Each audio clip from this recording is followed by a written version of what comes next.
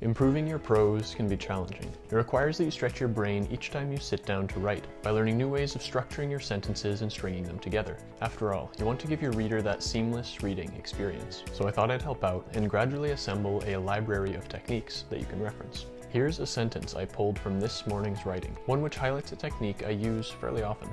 Steve curled up on the ground, helplessly beaten. Tim stood over him. He raised his long, muscular arms above his head, and a wave of menacing power rolled through them like two whips ready to crack. But for all his might, Tim could not deliver the killing blow.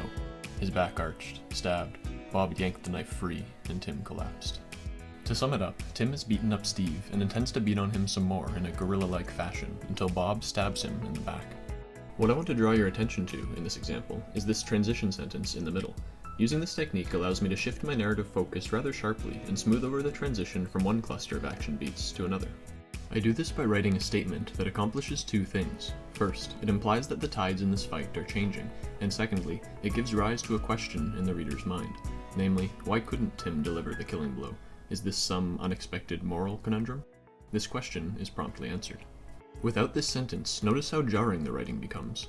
A wave of menacing power rolled through them like two whips ready to crack. His back arched, stabbed.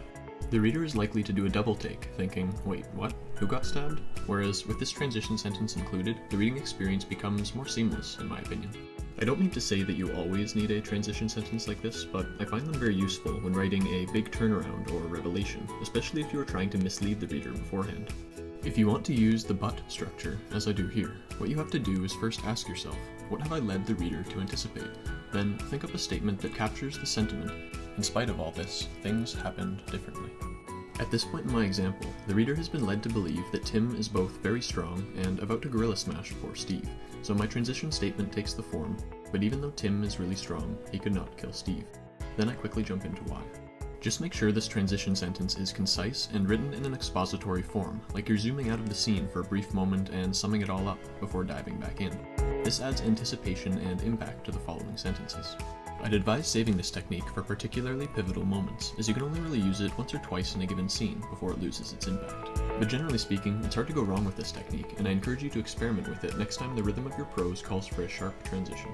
The more you use it, the more you'll get a feel for where it fits and where it doesn't, and before long, this transition will just fly off your fingers. Until next time.